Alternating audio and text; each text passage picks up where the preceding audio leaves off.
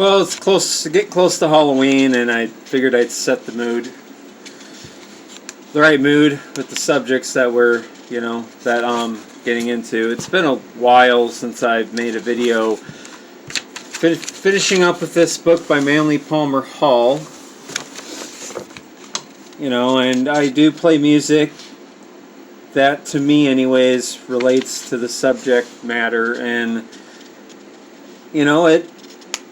when you find all this out through your own research, and you're no longer, it's no longer an option to believe this is a conspiracy theory, that, there's actually secret occult forces, guiding the destiny of us as a whole, at least attempting and trying throughout all the centuries.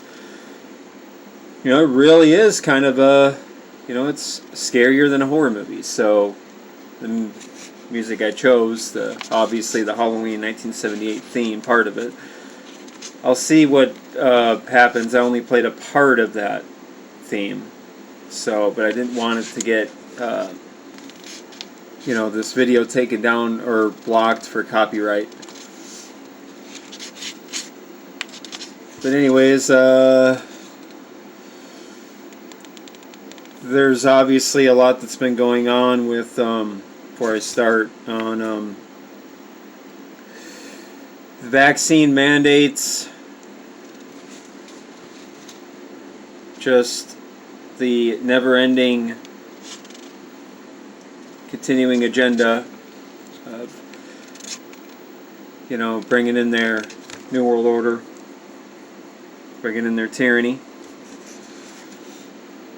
And I hate to say it, but sometimes in my stomach and my gut, I feel like, what's the use? What's the use of reading all the emissions and proof of everything's out in the open now, and I have no idea where this is going. I hope it just goes and then just fades away. I hope to God it does.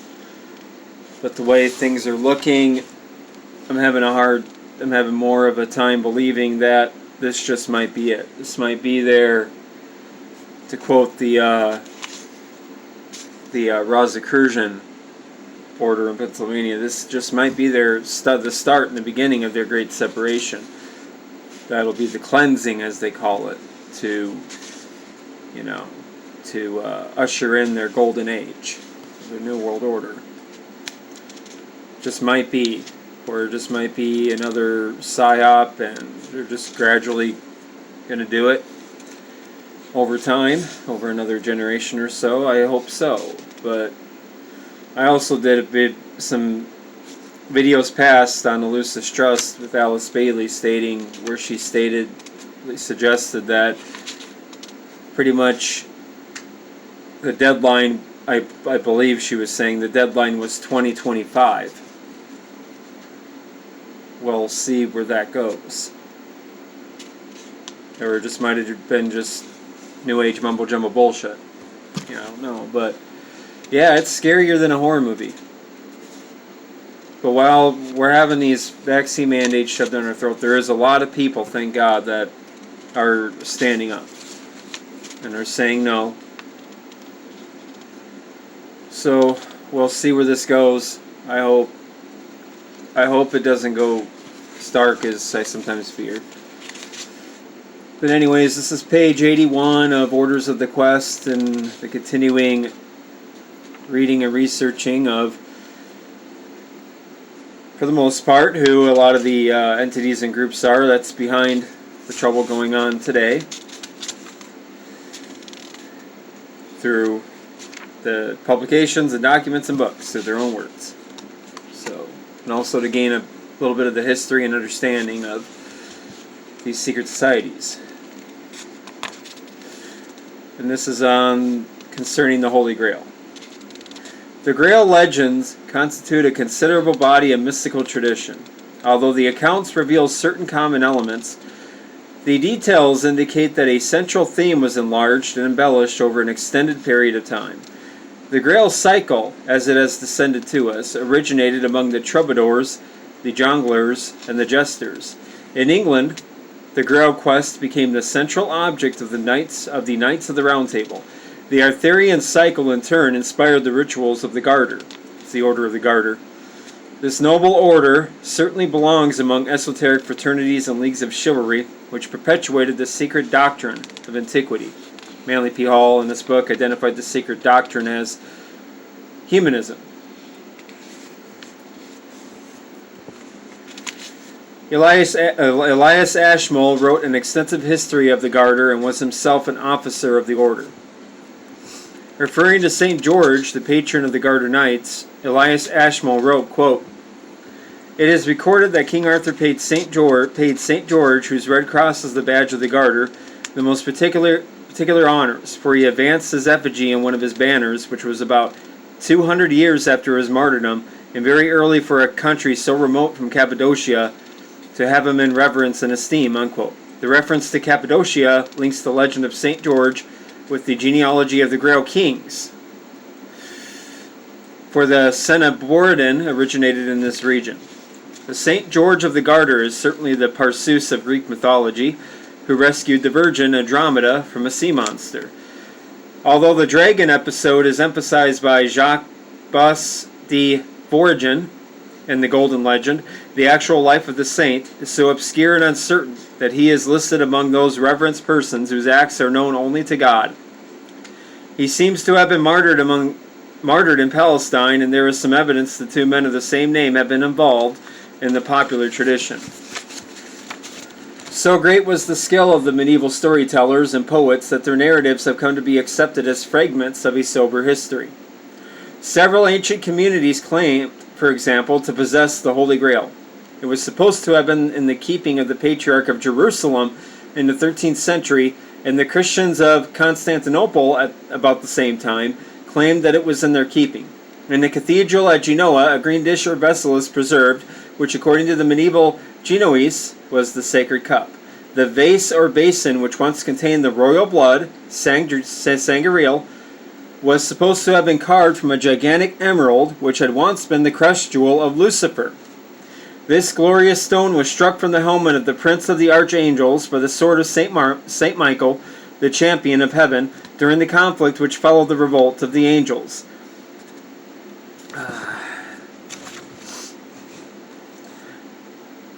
The shining green stone fell into the abyss of outer space, where it remained until it was recovered by the angels and fashioned into the Holy Grail. The Emperor Napoleon I, a realist in matters religious, took the green vessel from Genoa to Paris, where he had it chemically tested. The highly prized chalice proved to be green glass. The legend of the Heavenly Emerald is reminiscent of the account of the Smaragdine tablet, traditionally believed to have been discovered in the tomb of Hermes by Alexander the Great. Unfortunately, this hermetic emerald has proved as elusive as Lucifer's crest jewel, and sober reflection increases our admiration for the splendid inventions of the troubadours. They were indeed universally learned, according to the measure of their times, for they drew upon a wealth of curious lore in the production of their wonderful and beautiful hero tales. The legends were received with sympathetic understanding by the bards and knightly orders of Britain. In the Vale of Avalon in Somerset, Western England, stands the ruins of Glastonbury Abbey. Here, according to the songs of the gentle singers, Joseph of Arimathea, nearly 2,000 years ago, brought the holy chalice, which is now said to lie buried beneath Glastonbury Tor. The abbey ruins represent the earliest Christian foundation in England. The first church was a little wattled building believed to have been erected by Joseph of Arimathea about AD 61. The great church, later built upon the site, and all the monastery buildings were destroyed by fire in AD 1184. But rebuilding started immediately. In the year 1191, the bodies of King Arthur and Queen Guinevere were found on the south side of the Lady Chapel at Glastonbury. These royal remains were later placed in a black marble tomb close to the abbey. This tomb survived until the 16th century. Around the legends of the Holy Grail in England were developed the rituals, symbols, and emblems of the Order of the Round Table. The circle of knights gathered about the table, which was the mirror of chivalry representing Jesus and his apostles at the Last Supper. There is nothing to indicate in the Epic of the Round Table that the questing knights sought the Grail in the ruins of Glastonbury. Such inconsistencies, however, only reveal the unhistorical dimensions of the legend. From the Arthurian assembly, the mysteries of the Grail Kingdom passed to the Knights of the Garter, whose order represented the secret kingdom of the heroes. In a familiar form of the story, Joseph of Arimathea, accompanied by a small retinue, reached England in the 1st century AD. He brought with him the sister of Veronica, who carried the napkin impressed with the features of Christ. This napkin is the Vera icon, the true representation from which the name Veronica is derived. In recent years, efforts have been made to prove that the plain silver cup used by Christ and his apostles in the celebration of the Last Supper is enclosed within the chalice of Antioch. This chalice, which was on exhibition in the House of Religion at the Century of Progress Exposition in Chicago, now rests in the vault of a bank in New York City. Thus it would appear that two cups are involved in the legend. One, the chalice of the sacrament, and the other, the vase of the sacred blood. The quest of the Holy Grail was the most important and most mysterious of the legends of the orders of chivalry. The knights of the quest were supposed to be seeking a cup guarded by angels, which usually appeared to the pure of heart in a circle of splendid light and song and veiled with a silken cloth. The blood of Christ, ever flowing in the Grail, signified his true doctrine, and the cup which contained it was his esoteric school, the chalice of his adepts. The search for the Grail was the spiritual adventure of regeneration, and the trials and tribulations of the knights concealed under veiled terms the story of initiation into the spiritual mysteries of Christ. And now we kind of get the answer to the esoteric meaning behind the third Indiana Jones in the Last Crusade. They were searching for the Grail. All that's esoteric. As von Eschenbach reports the legends, the Grail was also a miraculous cup of replenishment. It yielded all manner of food and drink, and all who hungered after righteousness were sustained by its bounty. This account is all the more remarkable when the same mystic poet states that the Grail was not a copper vessel, but a stone. We may then think again of the Philosopher's Stone and the Hermetic Emerald. These several stories are fragments of one concept and must be so considered. We know that a division took place within the structure of the Christian communion at a very early date. The mystical sects, long nourished by Diana, the great mother goddess of the Ephesians, refused to accept the exoteric religion that rapidly laid claim to infallibility. Arthur Edward Wyatt wrote extensively on the orders of the quest. In one book, he attempted a survey of the entire field. Harold Bailey, after pointing out numerous inconsistencies in Mr. Wyatt's approach, advances his own conclusions with considerable solid scholarship. The hidden Church of the Grail was more than a mere pre-Reformation Protestant motion. It was an esoteric fraternity, a secular mystical communion, a conviction that the quest for truth was possible without benefit of clergy. This lodge of initiates, dedicated to the perpetuation of the universal religion, and driven into obscurity by the dominant religious and political factions, existed secretly for many centuries subsequent to its disappearance from the sight of history. Alfred Nutt, in his Legends of the Holy Grail, quotes Helenandus, whose opinions reflect the esoteric cult of the Grail. Thus, quote, Christ himself wrote the book of the Holy Grail, and save it not else but the Lord's Prayer and the judgment on the woman taken in adultery. Unquote. From this we may assume that the legends were held to be the most sacred tradition in Christendom and the true doctrine of Christ. It is not hard to understand that a dominant church would oppose vigorously a sect claiming a spiritual authority superior to the apostolic succession. Persecution could not destroy completely the secret schools. Rather, it scattered the initiates, and in this way spread the very doctrines which it sought to eliminate. The bishops of the Grail Church had no distinguishing clerical habit, and between the 13th and 17th centuries they were wanderers upon the face of the earth. Wherever they tarried, they drew to themselves oppressed liberals and sowed the seeds of spiritual and secular liberty. See, liberals. See, that's their number one group that they like to use.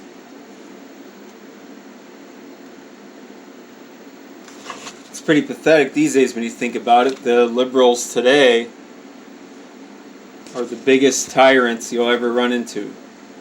Now, they're the...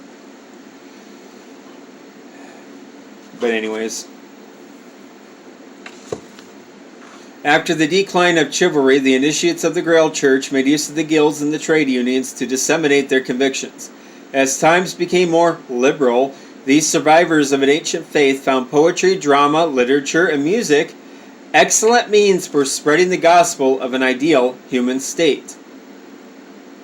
Repeat that again. As times became more liberal, these survivors of an ancient faith, these initiates of the mystery schools, found poetry, drama, literature, and music excellent means for spreading the gospel of an ideal human state, using those as means of propagandizing, using these means as propaganda to spread the gospel of the New World Order,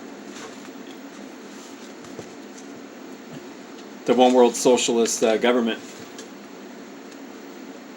The confusion of modern living obscures the descent of traditions, but thoughtfulness will discover the facts. The glory of God, wrote Francis Bacon, is to conceal a thing, but the glory of the king is to find it out, unquote. The Grail Kings. It is difficult to formulate a brief statement of the origin of the Grail legend. Perhaps for practical purposes we may say that a philosopher and astrologer by the name of Phlegetanus, while studying with the Arabs in their colleges at Toledo, compiled an account of the mysterious Grail. His records were discovered by Meister Jewat de Provence. This Jewat is the coyote of the German version. Guyot was a jongleur, which was one of the grades or divisions of the troubadours. Now, I'm not sure if I'm pronouncing that name correctly, so I will spell that. That Meister and Guyot, as I'm pronouncing it, which I'm sure it's probably wrong, but here you go. It's spelled G-U-I-O-T and D as, D-E, Provence, P-R-O-V-I-N-S. So you can look that guy up or whatever. Guyot was a jongleur, which was one of the grades or divisions of the troubadours. It was from this jongleur, who was in Manus in AD 1184, that the celebrated troubadour and Knight Templar Wolfram von Eschenbach, who died about AD 1220, derived the inspiration for his Titterl. He was followed by Albrecht von Scharfenberg, who wrote Der... It's hard to pronounce for me to... I'll spell this one. D-E-R-G-U-N-G-E-R-E and Titterl, T-I-T-U-R-E-L, about AD 1270. In the Titterl legends of Wolfram von Eschenbach, or however you pronounce that, it's the last name, E-S-C-H-E-M-E-N-B-A-C-H, we have the source of the material used by Richard Wagner in the development of his Grail cycle of music dramas. Of this circumstance, Harold Bailey writes, quote, "If I were a believer in the theory of reincarnation, the spirit of a troubadour Grail Knight reappeared, I should say in the person of Richard Wagner." The philosophy of Richard Wagner was a remarkable blend of Catholic and Protestant, Christian and Buddhist ideas. It was curiously similar in the respects to the philosophy displayed in paper marks and wood blocks. Wagner appreciated that the highest and most potent mode of playing upon humanity's heartstrings was by a combination of music, poetry, and stagecraft. His themes center around the mystery of the Saint Grail and kindred myths. In his Master Singers, the next inheritors of the Minnesingers or troubadours, he gives us Hans Sachs, the historic cobbler poet. In Sachs, we see a representative of the unnumbered paper poets, printer poets, and other artisans who combined work with aspiration. Sachs was a typical son of the dawn. Son of the Dawn that's also a title for Lucifer. In certain translations, like I have a Torah here where they translate Isaiah 14:12, where it's usually, how art thou fallen from heaven, O Lucifer, son of the morning. It's in that Torah translation, it refers to, instead of Lucifer, son of the dawn. Instead of son of the morning, son of the dawn. So that's interesting. Anyways, I lost my... He was a typical son of the dawn, that Hans Sachs. One of those whom Bacon termed Filii Aurora, men, quote, full of towardness and hope, unquote. Although Hans Sachs served his apprenticeship as a shoemaker and practiced the trade throughout life, he had received a good education in Nuremberg and traveled extensively among the German cities. He was a Lutheran and selected literature as an avocation. He composed over 4,000 Meisterlieder and some 2,000 stories and plays. Hans Sachs exercised considerable social and political influence, and Richard Wagner introduced him and Die Meistersinger as a patron of intellectual and artistic freedom. It is customary to assume, as pointed out by Dr. Karl Rosenkranz, that there are three distinct Grail traditions. The Titeral tradition, which originated in Asia, the Parseval tradition, which is French, originated probably in Provence or Anjou, and the Lohengrin tradition, which originated in Belgium. The history of Lohengrin, originally Garen Le Lohengrin, is attributed to Hugo Metellus, who flourished about AD 1150. Thus, all three stories or elements of the Grail saga can be traced to the areas where Albigensian communities flourished. It is said that Guyot, after contacting the Arabic records at Toledo, which had been written by a heathen, searched all Europe for further details which he could not discover until he examined the Chronicle of Anjou. That's Anjou. So Anjou or Anjou or whatever. Maybe the J is silent. It is all most mysterious and confusing, but the inevitable conclusion is that the Grail legends are intimately associated with the descent of Asiatic and North African mystical societies during that period now referred to as the Dark Ages. Several writers of the German school, with the thoroughness for which the intellectuals of that nation are justly famous, have studied the Titeral and the Der Jungir Titeral in an effort to discover what may be described as the descent of the Grail kings. Their conclusions are most stimulating if we penetrate the outward pseudo-historical reports. It is immediately evident that the history of the Grail is the symbolical story of the descent of the Gnosis in Europe. At the time the Roman Emperor Vespasian was laying siege to the city of Jerusalem, there was in his retinue Zenobor, prince of Cappadocia, and his three sons, Peril, Azubar, and Sebalar. Although Cappadocia was a Roman province, the root of the Senoboridan was in Asia. It should be noted that the names of these important Cappadocians had a distinctly Arabic flavor. Senobor may be from the Arabic Senber, meaning a sage. After the fall of Jerusalem, the sons of Senobor were entertained at Rome, and Peril was given the daughter of Vespasian in marriage. Her name was Argosilla or Orgisil. Peril also received properties in France, and his brothers were given Anjou and Cornwall. To Peril and Argosilla, a son named Titerason, I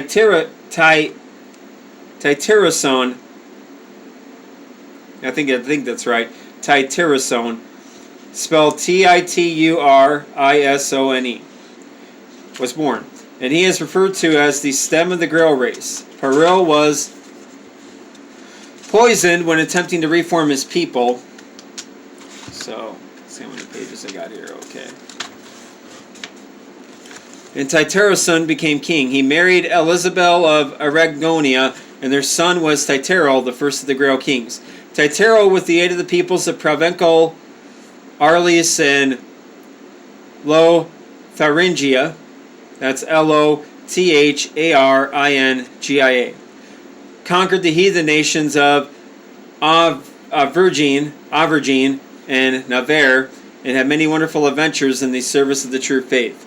It was Titeral who was instructed by visions to build a temple for the preservation of the Holy Grail. The site was revealed to him by an angel, And so carefully hidden was this spot on the far side of the Pyrenees that none could discover it except by the aid of God. Like Odin's great temple at Uppsala, the sacred shrine of Mont Salvet was built by miraculous means. By the grace of God, Teiturl lived to great age and was 400 years old when the Grail temple was completed. The divine power then instructed him to marry and establish a royal line.